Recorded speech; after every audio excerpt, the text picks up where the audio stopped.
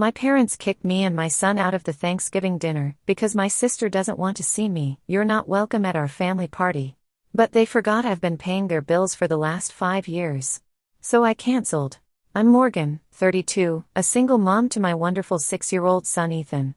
Right now I'm driving away from my parents' house, tears streaming down my face while Ethan sits quietly in the back seat. Today was supposed to be a joyful Thanksgiving celebration. Instead, I was publicly humiliated and kicked out because my sister Amanda doesn't want to see me. The worst part? I've been paying my parents' bills for the past 5 years. Before I tell you how my family broke my heart today, let me know where you're watching from. Don't forget to subscribe if you want to hear more stories about family betrayal and how I finally stood up for myself and my son. Growing up, I always thought we were a close-knit family, my parents Robert and Catherine, my younger sister Amanda, and me. We lived in a modest suburban home in Connecticut, had Sunday dinners together, and took annual summer vacations to the beach. From the outside, we probably looked like the perfect American family. But beneath the surface, there was always an undercurrent I couldn't quite name until I was older. Amanda was born when I was 4 years old. I remember being so excited to have a baby sister. My parents took me to the hospital and I brought a little stuffed bunny I'd saved my allowance to buy. Even at that young age, I wanted to be the best big sister possible. I still have photos of me holding baby Amanda, looking at her with pure adoration. As we grew up though, I started noticing differences in how our parents treated us. When Amanda cried, everyone rushed to comfort her. When I did, I was told to be a big girl. When Amanda struggled in school, our parents hired tutors and had long conversations with her teachers. When I got straight A's, it was simply expected. That's just how Morgan is, my mother would say to her friends. She's our responsible one. At first, I took pride in being the responsible child. I studied hard, joined every extracurricular activity I could, and helped around the house without being asked. Meanwhile, Amanda developed a knack for manipulation. She'd break something and blame me. She'd cry until she got what she wanted. She'd create drama where there was none, and our parents enabled it all. Your sister is more sensitive, they'd explain when I questioned the double standard. She needs more attention. By high school, the pattern was firmly established. I was captain of the debate team, editor of the school newspaper, and on track for a scholarship. Amanda was popular but constantly in trouble, skipping classes, getting caught with alcohol, coming home past curfew. Each time, our parents would make excuses for her behavior. She's just finding herself, they'd say. After graduation, I attended State University on a partial scholarship, double majoring in business and finance. I worked part-time jobs to cover the rest of my expenses. Amanda, 2 years behind me, barely graduated high school and immediately started community college, which our parents paid for entirely. During my junior year of college, I met Jason.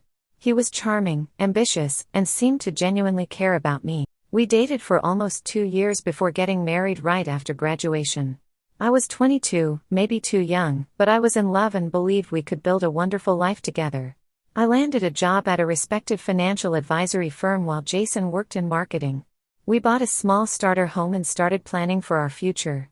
When I got pregnant with Ethan a year later, we were ecstatic. Everything seemed perfect until it wasn't. When I was 7 months pregnant, I discovered Jason had been cheating with a coworker. The betrayal crushed me. After several failed attempts at counseling, we divorced when Ethan was just 3 months old. Suddenly, I was a single mother with a demanding career and a newborn. Those first few years were the hardest of my life. I'd work all day, pick up Ethan from daycare, and spend my evenings caring for him while answering work emails after he fell asleep. Weekends were filled with laundry, meal prep, and trying to give Ethan some semblance of normal childhood experiences.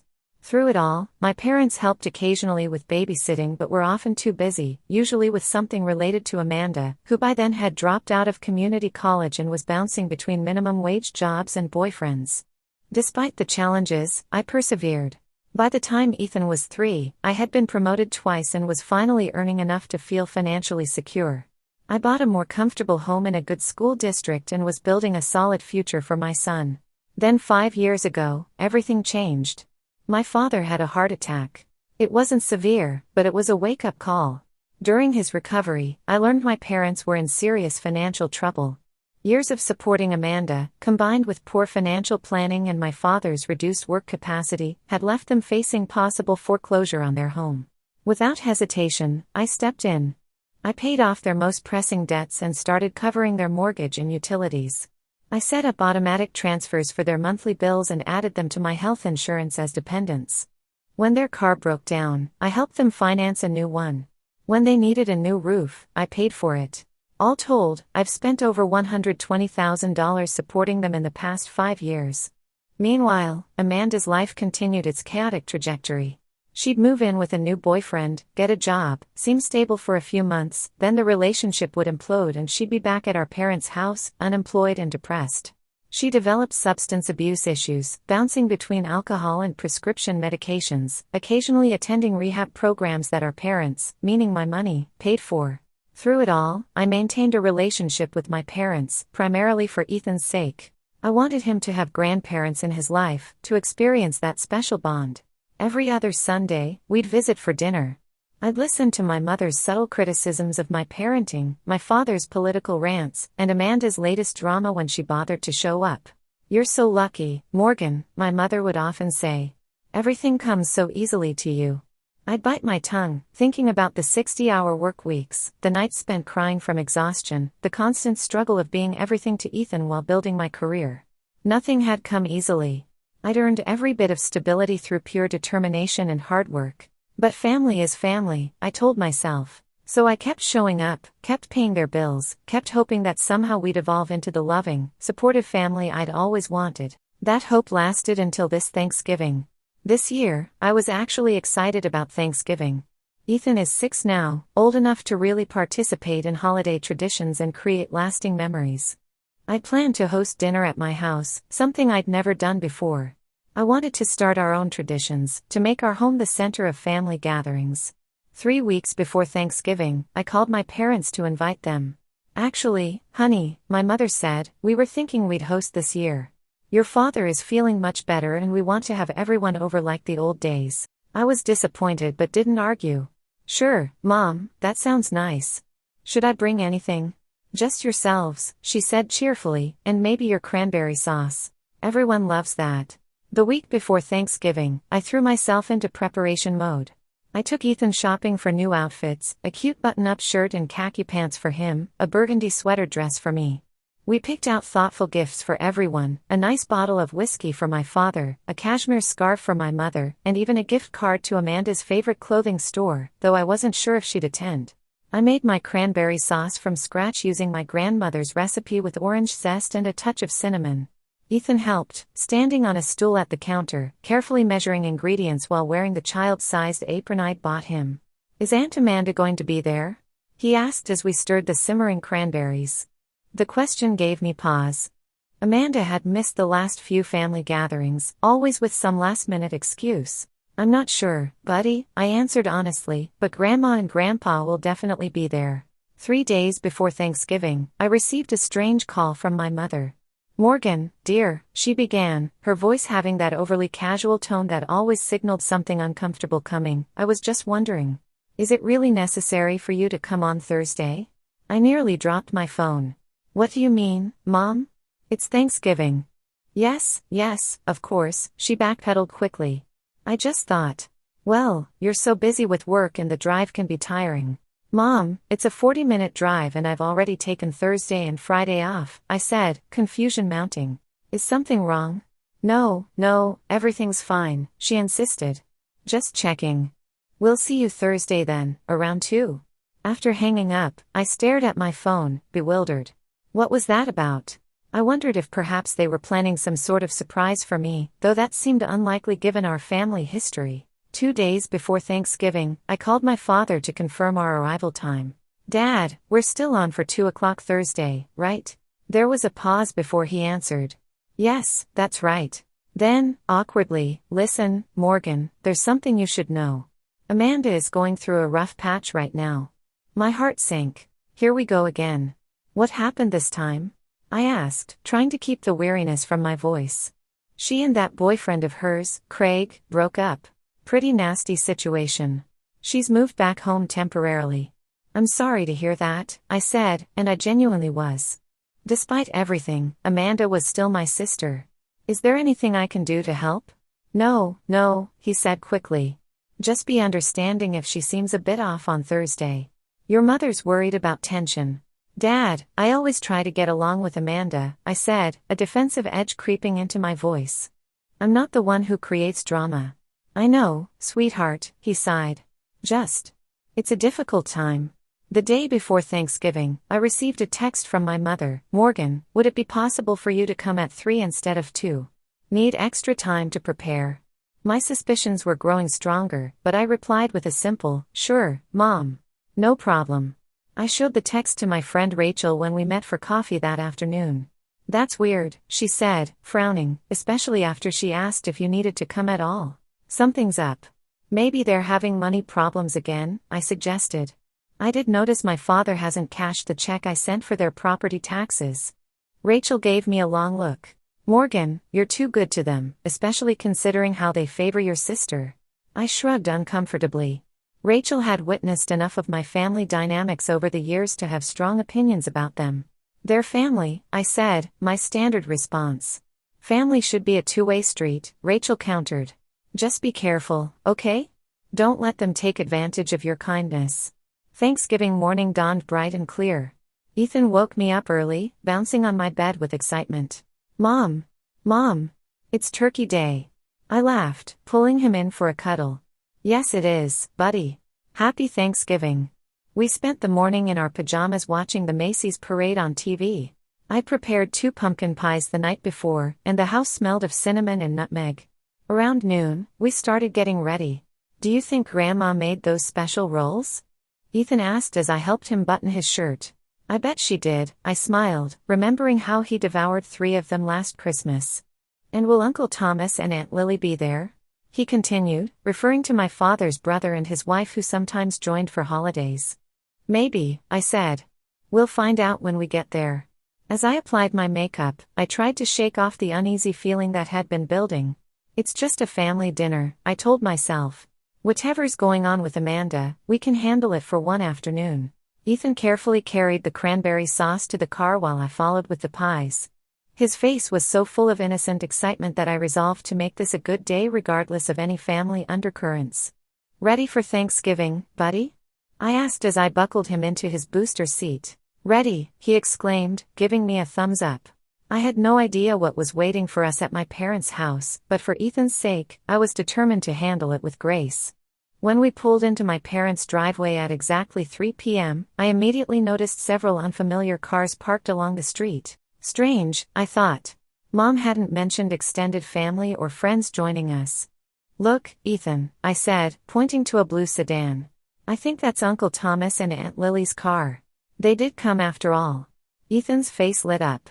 He adored my uncle, who always brought small toys and had endless patience for 6-year-old energy. We gathered our contributions, the cranberry sauce, pies, and carefully wrapped gifts, and made our way to the front door. Before I could knock, the door swung open to reveal my father looking uncomfortable in a sweater I'd bought him last Christmas. Morgan. Ethan. He greeted us with a strained smile. Come in, come in. The house smelled wonderful, roasting turkey, sage stuffing, and my mother's famous dinner rolls. But something felt off. The usual warm welcome was missing, replaced by an awkward tension that was impossible to miss. Where should I put these, Grandpa? Ethan asked, holding up the cranberry sauce with both hands. Kitchen, buddy, my father replied, ruffling Ethan's hair. Grandma's in there. As Ethan scampered off toward the kitchen, I turned to my father. Is everything okay, Dad? You seem tense. Before he could answer, my mother emerged from the kitchen, wiping her hands on her apron. She gave me a quick, nervous hug. Morgan. You're right on time. Dinner's almost ready. Her eyes darted around, not quite meeting mine. I heard voices and laughter from the living room, definitely more people than I'd expected. Who else is here? I asked. Oh, just family, my mother said vaguely. Thomas and Lily, cousin Patricia and her husband, your Aunt Sarah. As she spoke, I caught sight of Ethan returning from the kitchen, his expression confused. Before I could ask what was wrong, a familiar voice cut through the hallway. What is she doing here? Amanda stood at the entrance to the living room, arms crossed, glaring at me with undisguised hostility. Her hair was different, dyed black with purple tips, and she'd lost weight since I'd last seen her. But the look of contempt was one I recognized all too well. My mother's hand fluttered to her throat. Amanda, please. It's Thanksgiving. You said she wasn't coming, Amanda accused, pointing at me as if I were an intruder. You promised. I felt as though I'd been slapped. What? I turned to my parents. What is she talking about? My father stepped forward, hands raised placatingly. Now girls, let's not do this in the hallway. Everyone's waiting to eat. I'm not sitting at the same table as her, Amanda declared dramatically. You know what she did. Completely baffled, I shook my head. Amanda, I have no idea what you're talking about. I haven't even seen you in months. Oh, don't play innocent, she sneered. It's what you've always done, act perfect while making my life hell.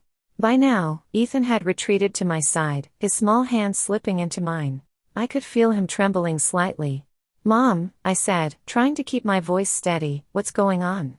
Why is Amanda acting like this? My mother looked at the floor, then at my father, then finally at me. Morgan, maybe this isn't a good day after all. I stood there stunned as the implication of her words sank in. Are you asking us to leave? From the living room, I heard hushed voices and the scrape of chairs. My Uncle Thomas appeared behind Amanda, looking concerned. Everything okay out here? He asked, taking in the scene. No, Amanda snapped. They invited her after telling me she wouldn't be here. Thomas looked confused. Morgan. But she always comes to family gatherings. Not anymore, Amanda declared. Not after what she's done. What exactly am I supposed to have done? I demanded, my confusion giving way to anger. Amanda's eyes narrowed. Like you don't know. You've always tried to make me look bad, telling everyone how I'm irresponsible, how I'm a burden, making up lies about me to the family. I was speechless. I hadn't spoken ill of Amanda to anyone except perhaps Rachel, certainly not to extended family. Amanda, that's not true, I said firmly. I haven't said anything about you to anyone. Liar, she shouted, causing Ethan to press closer to me. Everyone's been treating me differently, looking at me like I'm some kind of failure, and it started right after you had lunch with Aunt Sarah last month. I remembered that lunch, a casual catch-up where we'd mostly discussed Ethan's school and my work. Amanda had barely come up. Aunt Sarah now appeared behind Thomas. Amanda, honey, Morgan didn't say anything bad about you. We were just concerned because... See? Amanda interrupted. She's turned all of you against me.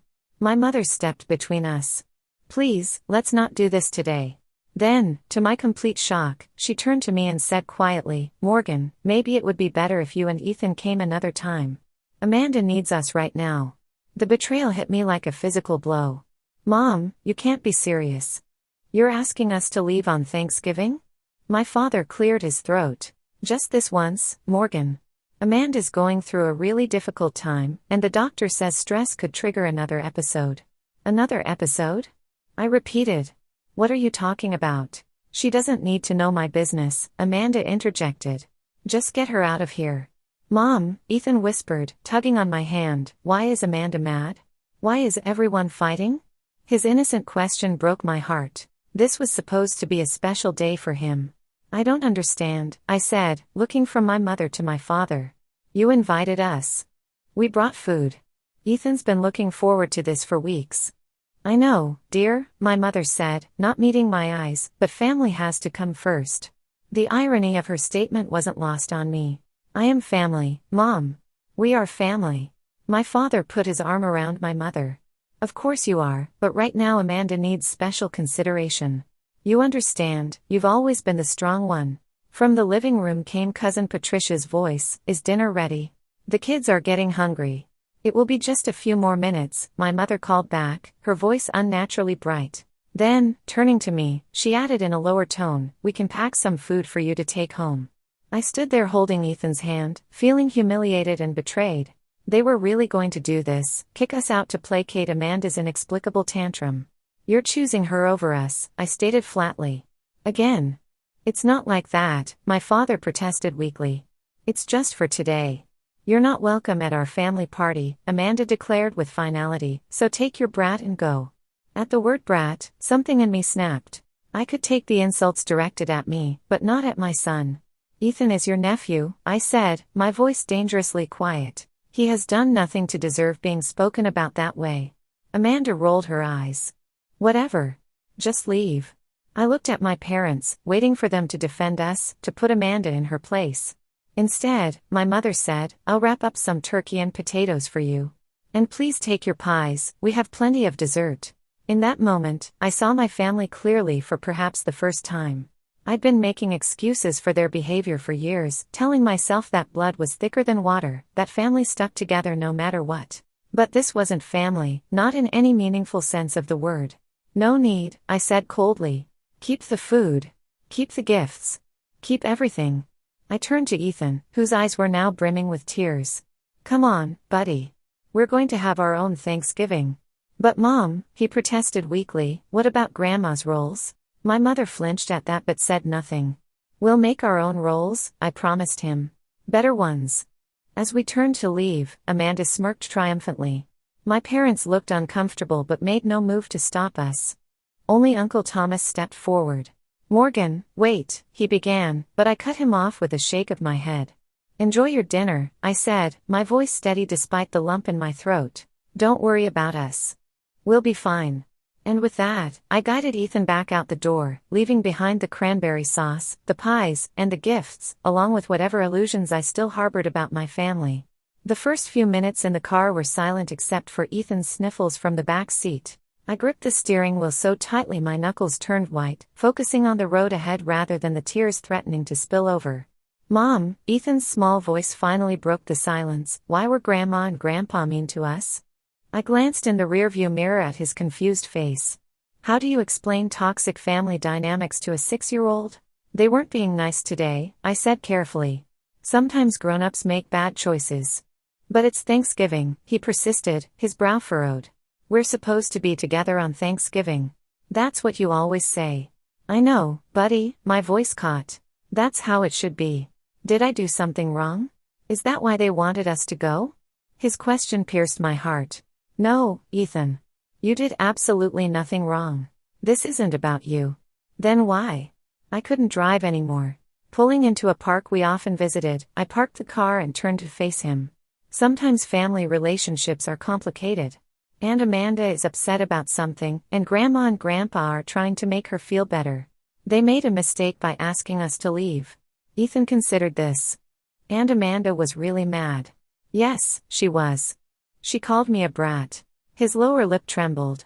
I unbuckled my seatbelt and reached back to take his hand. And that was very wrong of her. "You are not a brat.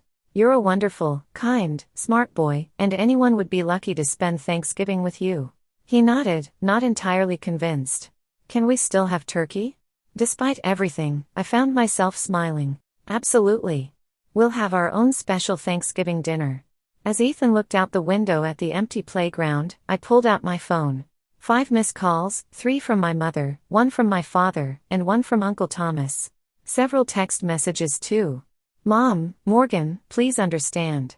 Amanda needs us right now. Mom, call me when you get home safely. Dad, don't be upset. We'll make it up to you. Thomas, what happened was wrong. Call me later." I put the phone away without responding. Opening my banking app, I scrolled through months of transactions, automatic payments to my parents' mortgage company, their utility providers, their insurance company. 5 years of financial support, totaling over $2,000 every month. I found myself thinking about all the birthdays and holidays I'd made special for my parents despite my own tight budget in the early years of single motherhood. The Christmas I'd scraped together enough for a weekend trip to New York so they could see the Nutcracker on Broadway. The anniversary dinner I'd arranged at their favorite restaurant when my father turned 60. The countless times I'd put their needs before my own. And for what? To be tossed aside the moment Amanda threw a tantrum? A memory surfaced, my mother's tearful gratitude when I'd first offered to help with their mortgage after my father's heart attack. "We don't know what we'd do without you, Morgan," she'd said, hugging me tight. "You've always been our rock." Their rock. Their reliable daughter. Their personal ATM. My phone buzzed with another text from my mother. "I've packed a plate for you and Ethan. Your father can drop it off later." The audacity was almost laughable. They kick us out of Thanksgiving dinner, then offer leftovers like some consolation prize. Ethan had unbuckled his seat belt and moved to the window, watching a squirrel dart around the park. His resilience amazed me, already finding something interesting despite his disappointment. My phone rang again, not my parents this time, but my Aunt Sarah. After a moment's hesitation, I answered. Morgan, are you okay?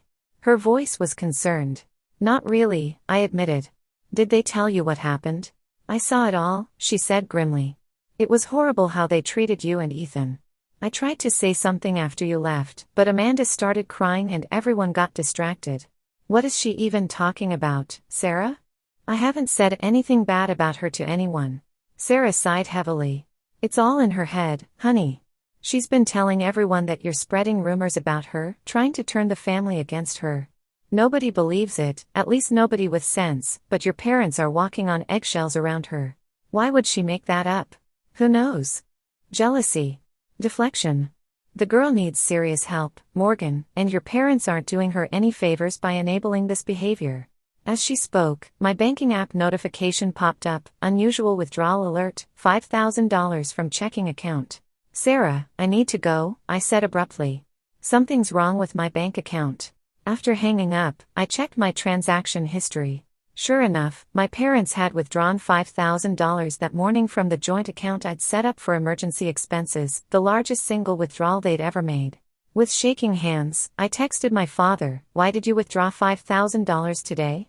His response came quickly, "Emergency. We'll explain later." Then a text from my mother, "Amanda needed help with some debts. We'll pay you back soon." The pieces clicked into place with sickening clarity. They'd taken my money, a substantial amount, to bail Amanda out of whatever trouble she was in now. On the same day they'd kicked Ethan and me out of Thanksgiving dinner.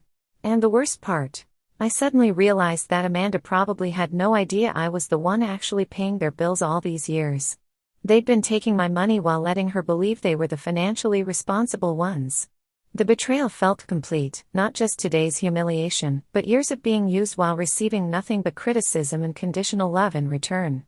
My phone buzzed again with another text from my mother, "Are you bringing Ethan to the Christmas pageant next week? He has that solo, right?"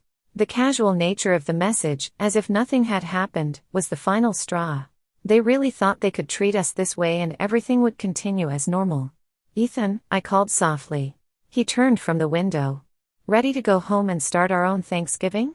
He nodded, climbing back into his seat. "Can we still have pie?" "We'll get the best pie," I promised, and ice cream to go with it. As I started the car, I felt something shift inside me, a boundary finally forming where I'd allowed unlimited access before. Whatever happened next, things would never be the same again. And strangely, that thought didn't hurt as much as I expected it to. By the time we arrived home, it was nearly 4:30 p.m. prime Thanksgiving dinner time. Our house felt eerily quiet after the charged atmosphere at my parents' place. Ethan kicked off his shoes and looked up at me expectantly. "What are we going to eat, Mom?" I set my purse down, took a deep breath, and summoned a smile. "Let's find out what our options are, buddy." A quick inventory of the refrigerator revealed little to work with. I'd been planning on Thanksgiving leftovers sustaining us through the weekend, so I hadn't done much shopping. We had eggs, some cheese, half a loaf of bread, and basic pantry staples. "How about breakfast for dinner?" I suggested. "Pancakes with chocolate chips?" Ethan's face brightened somewhat. "Can we have bacon too?" "Let's see if we have any," I said, checking the freezer. "No bacon. Tell you what, let's run to the store and get some real Thanksgiving food, just for us." "Will anything be open?" Ethan asked. "The supermarket on Main Street stays open until 6 on holidays," I replied, grabbing my keys again. "Let's have an adventure." Ethan was quiet during the drive, which gave me time to think. My phone had continued buzzing with messages from my parents, but I'd silenced it. I needed space to process what had happened and decide how to move forward. The supermarket parking lot was nearly empty, just a few last-minute shoppers like us. Inside, the store was eerily quiet with just 2 cashiers on duty, looking bored. "Let's see what they have left," I said, grabbing a cart. We headed to the deli section first. Miracle of miracles, they still had several pre-cooked rotisserie chickens under the heat lamps. "It's not turkey, but it's close," I told Ethan, selecting the largest one. We moved through the store, gathering items: instant mashed potatoes, gravy mix, a bag of dinner rolls, cranberry sauce, not as good as mine, but it would do, and a frozen pumpkin pie. In the produce section, we found a lonely bag of green beans. "Real Thanksgiving has green vegetables," I explained to a skeptical Ethan. As we debated which ice cream would best complement pumpkin pie, a woman about my age approached us. She had a similar cart, last-minute Thanksgiving supplies and a single rotisserie chicken. "Backup dinner?" she asked with a knowing smile. "Something like that," I replied. "Plans fell through." "Same here," she said. "My sister's kids all came down with stomach flu this morning." "I'm Sophie, by the way." "Morgan, and this is my son Ethan." Sophie smiled at Ethan. "How old are you, Ethan?" "6, he answered, momentarily forgetting his disappointment as he held up the corresponding number of fingers. "My nephew is 6 too," Sophie said. He was really looking forward to playing with his cousins today. As we chatted in the frozen foods aisle, I found myself warming to Sophie's friendly, straightforward manner. When she mentioned she lived just a few blocks from us, it seemed like more than coincidence. "This might sound strange," Sophie said as we headed toward checkout, "but would you two like to join me for dinner?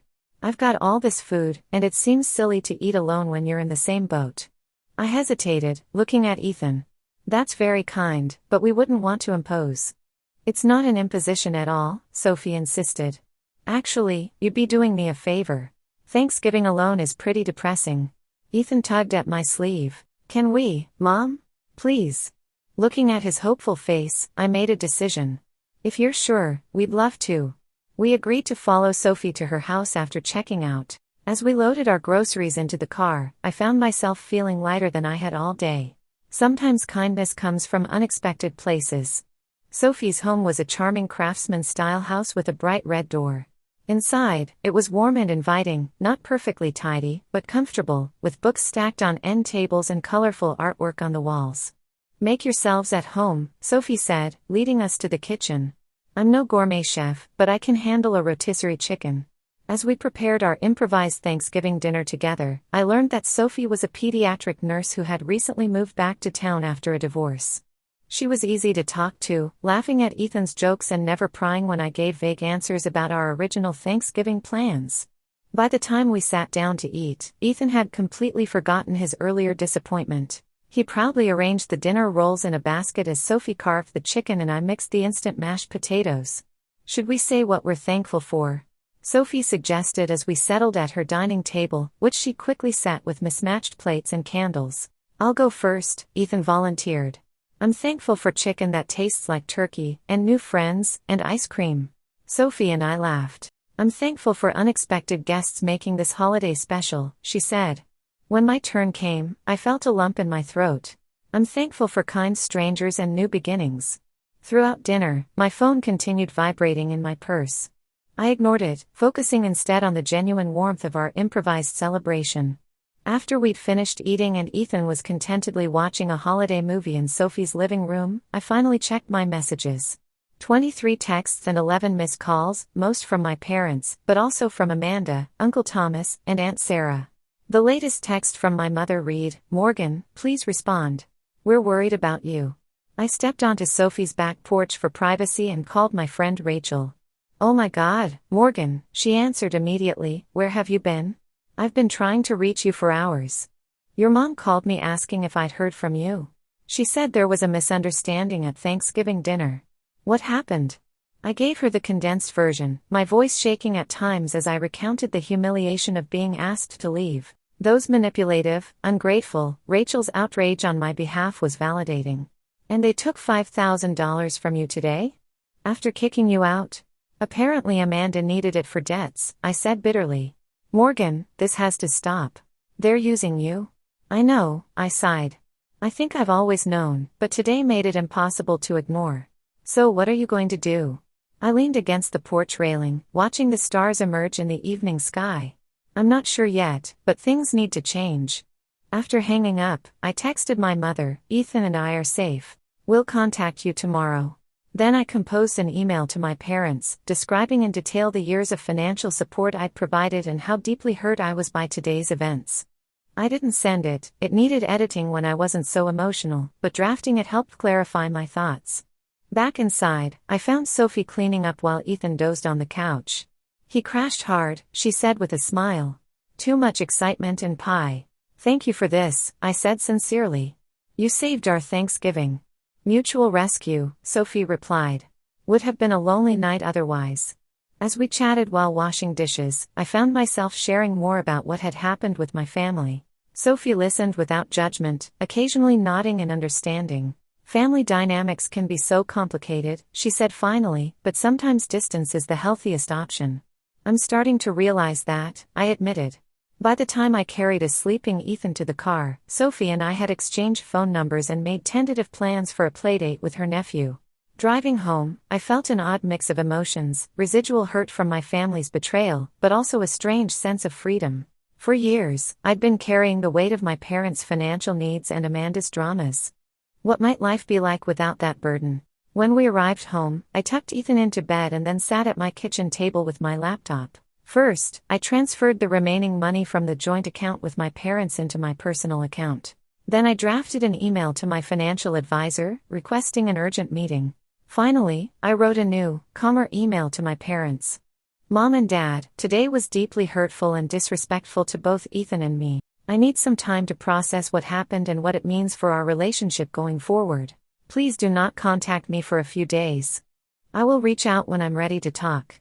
Regarding the $5,000 withdrawal, I expect a full explanation of how this money was used. In the meantime, I've closed our joint account and will be reconsidering our financial arrangement. Morgan. I read it twice, then pressed send before I could second-guess myself. The next morning, I called my office and requested 2 personal days. I needed time to sort things out and create a plan moving forward. As Ethan played with his Legos, I made a detailed list of all the financial support I'd provided my parents, complete with dates and amounts. The total was staggering, over $150,000 when including medical expenses, home repairs, and the monthly bills. For comparison, I created a second column listing what I'd received in return: occasional babysitting, birthday cards, and criticism of my parenting. Seeing it laid out so clearly made my decision easier. By the time my financial advisor called back, I was ready to discuss options for disentangling my finances from my parents without leaving them destitute. We can set up a decreasing support structure, he suggested. Reduce payments gradually over 6 months to give them time to adjust. That sounds reasonable, I agreed. And I want everything documented formally. 3 days after Thanksgiving, I received a detailed voicemail from Aunt Sarah. She'd learned from Uncle Thomas that my parents had been taking credit for helping Amanda financially, using my money while making it seem like their own generosity. They told everyone at Thanksgiving dinner, after you left, how they'd paid for Amanda's last rehab stay, Sarah reported indignantly. I know for a fact that was your money, Morgan. This has to stop. Armed with this final confirmation, I was ready to confront my parents. I arranged for Ethan to have a playdate with Sophie's nephew and drove to my parents' house, my documentation in a folder beside me. It was time to set new boundaries, not just for my sake, but for Ethan's. He deserved better than to witness his mother being disrespected and taken advantage of by the people who should love her most. As I pulled into their driveway, I felt surprisingly calm. Whatever happened next, I knew I was doing the right thing. The days of being the family ATM while receiving nothing but criticism in return were officially over. I sat in my car outside my parents' house for several minutes, gathering my courage. The folder of financial documents on the passenger seat represented years of one-sided giving. Part of me wanted to simply mail it to them and cut contact entirely, but I knew that wouldn't provide the closure I needed. Taking a deep breath, I grabbed the folder and approached the front door. Before I could knock, it swung open to reveal my mother looking simultaneously relieved and anxious. Morgan. Thank goodness. We've been so worried. May I come in? I asked formally, maintaining emotional distance. Of course, of course. She stepped aside. Your father's in the living room. We thought you might come today. The house looked exactly the same as it had on Thanksgiving, though the festive decorations seemed almost mocking now. My father rose from his recliner as I entered, his expression hard to read. Morgan, he nodded. Good to see you. Is Amanda here? I asked, remaining standing even as they sat down. No, she's out, my mother replied quickly. Morgan, about Thanksgiving, my father began. Before we discuss that, I interrupted, I'd like to talk about this. I opened the folder and placed a spreadsheet on the coffee table between us. This is a record of all the financial support I've provided over the past 5 years. My parents glanced at each other uneasily but didn't touch the document. We know you've been generous, my father began, and we appreciate. $153,742, I stated flatly. That's the total, including the $5,000 you withdrew without discussing with me first. My mother's hand fluttered to her throat. That can't be right. It is right, I said, pulling out bank statements. Here's every mortgage payment, here are the utility bills, here are the medical expenses, car payments, home repairs, and cash transfers. 5 years of supporting this household. My father cleared his throat. Now, Morgan, family helps family. When you needed babysitting. I've calculated that too, I continued, pulling out another paper. Based on standard rates, the babysitting you've provided would be worth approximately $2,800. That leaves a difference of $150,942. We're not keeping score, my mother protested weakly. Apparently not, I replied, because if you were, you might have thought twice before humiliating me and your grandson on Thanksgiving. They at least had the grace to look ashamed at that. Amanda was in a state, my father explained. The doctor said another episode could.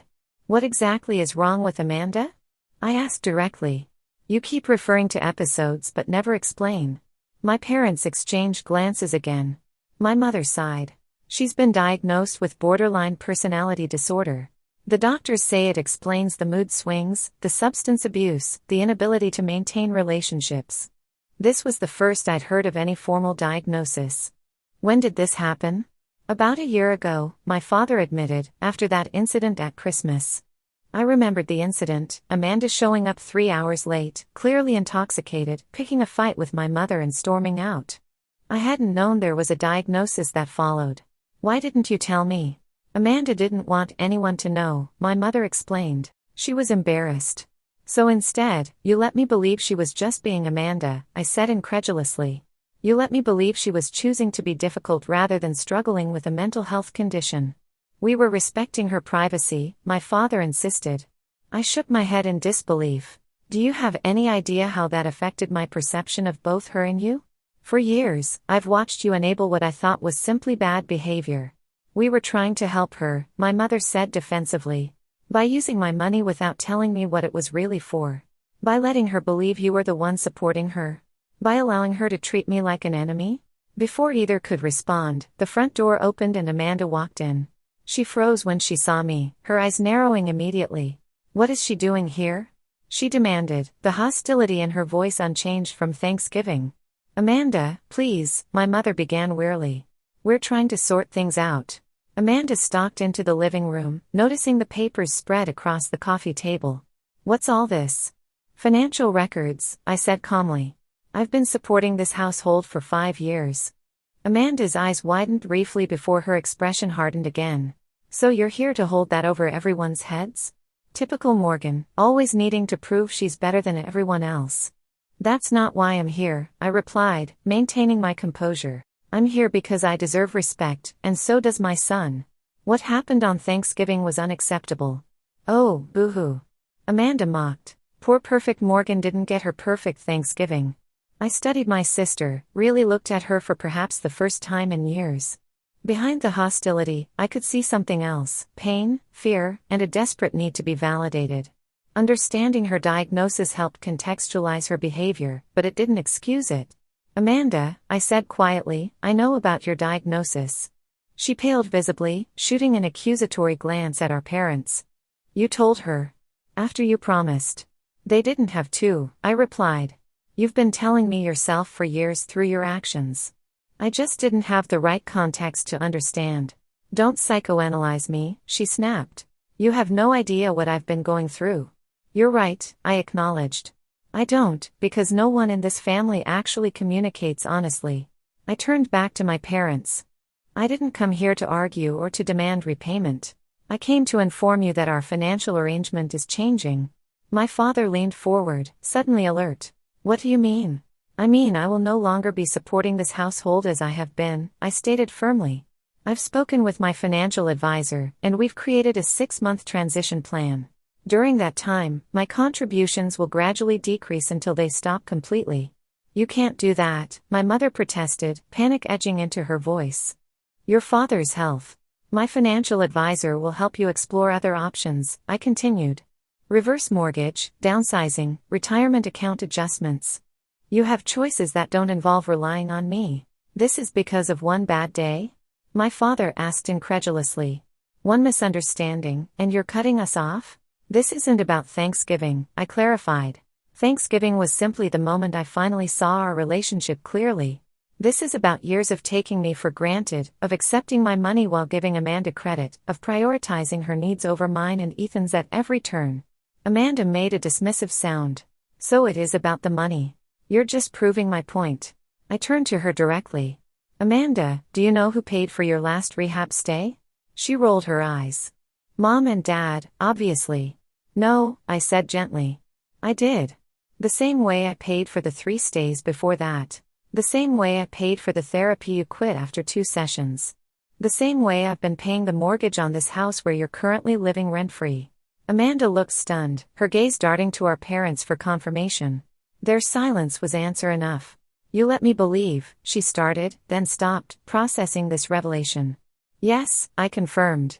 They let you believe they were supporting you financially, just like they let me believe you were just being difficult rather than struggling with BPD. For a moment, genuine hurt flashed across Amanda's face before her defensive wall came back up.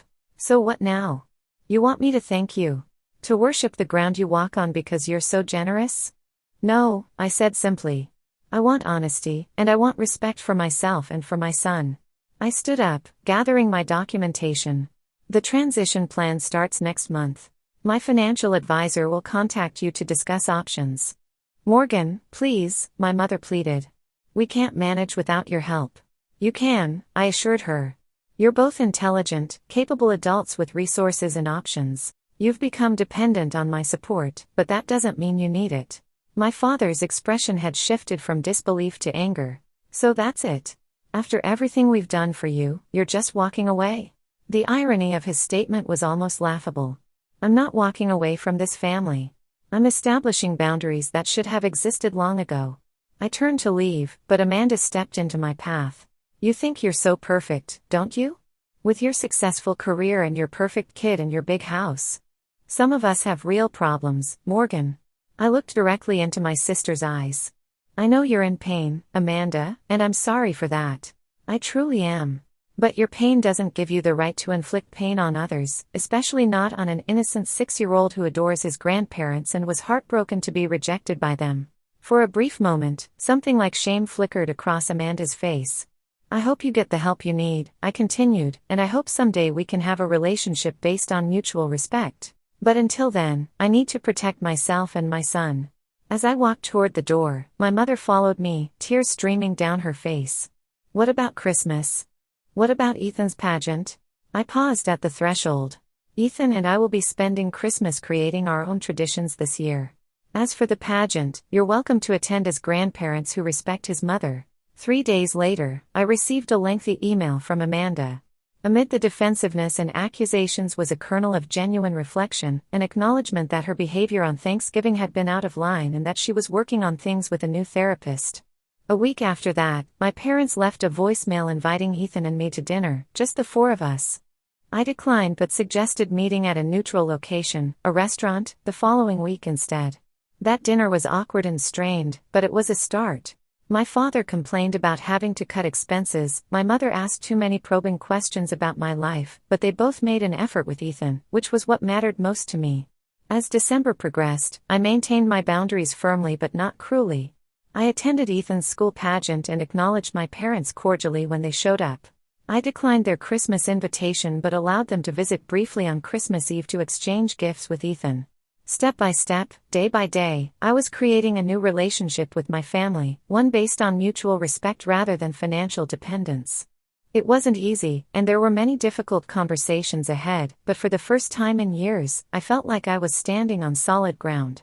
The most surprising development came from Amanda, who sent Ethan a handmade card apologizing for being mean on Turkey Day and promising to be a better aunt. It was a small gesture, but it gave me hope that perhaps with time and proper treatment, even that damaged relationship might someday heal.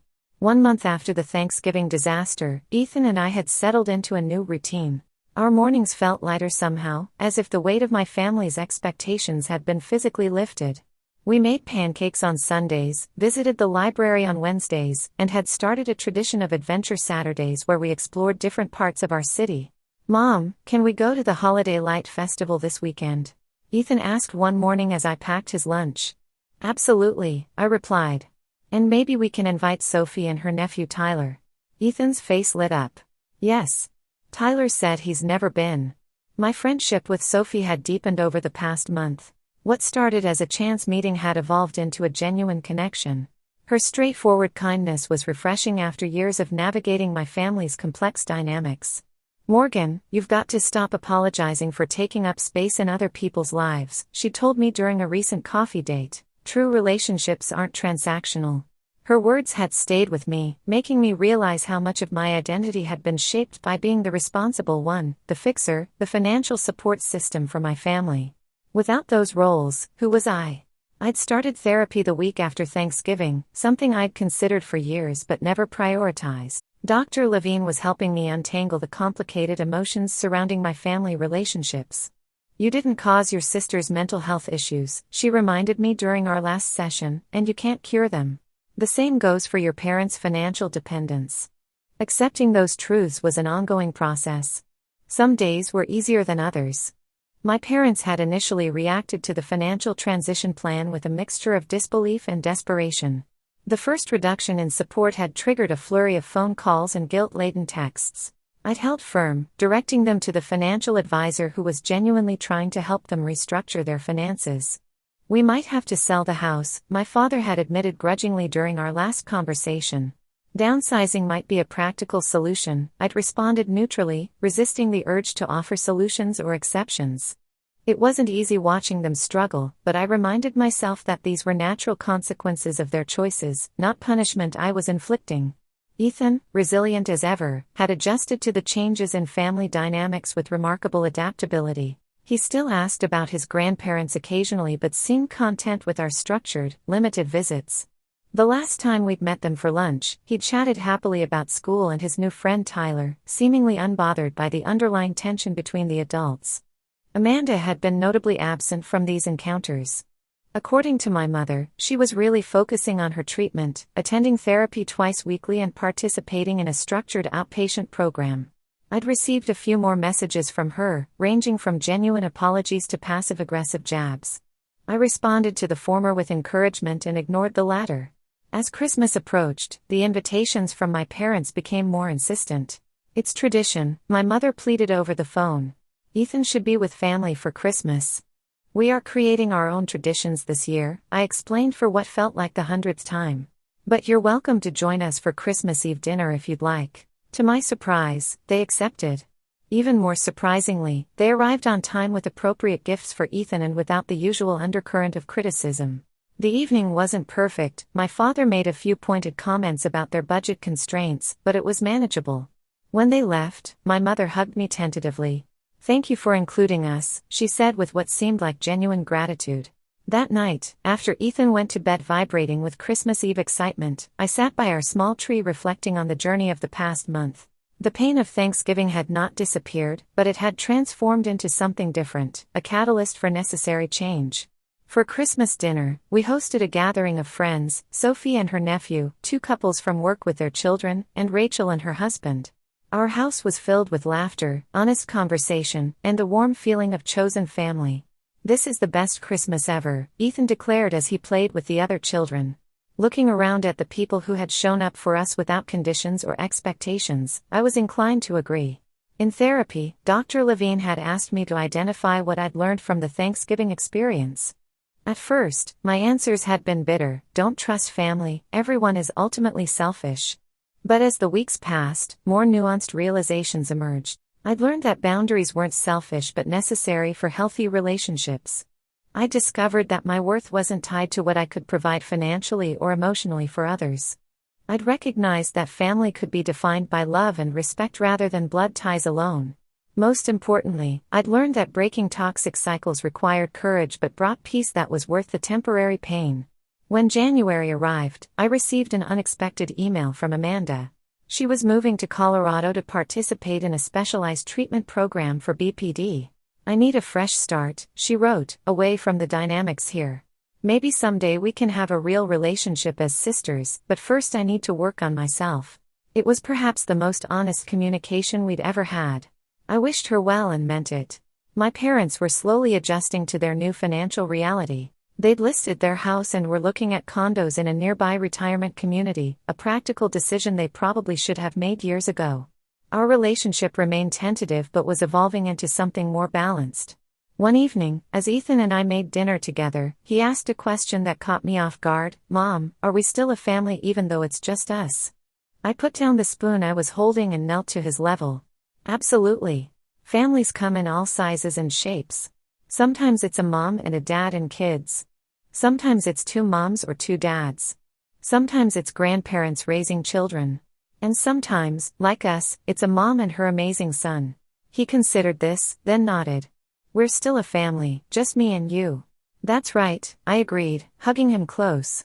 "And we have our chosen family too, people like Sophie and Tyler and Rachel who love us just as we are."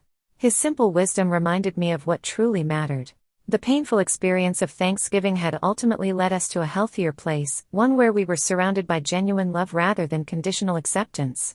As I tucked Ethan into bed that night, I realized that the greatest gift from the whole ordeal was the lesson it would impart to him, that he deserved respect, that boundaries were healthy, and that true family, whether related by blood or by choice, supported rather than diminished each other.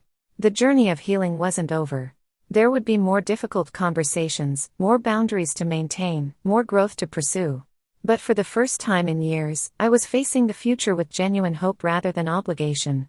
Sometimes the most meaningful gratitude comes not from what we give to others but from what we finally allow ourselves to receive: respect, authentic connection, and the peace that comes from breaking toxic cycles. And if my parents and sisters someday truly understood that, perhaps we could build something new together, not because of obligation or financial dependence, but because of mutual respect and genuine care. Until then, Ethan and I would continue creating our own traditions, defining family on our own terms. Have you ever had to set difficult boundaries with family members? How did you handle it? I'd love to hear your experiences in the comments.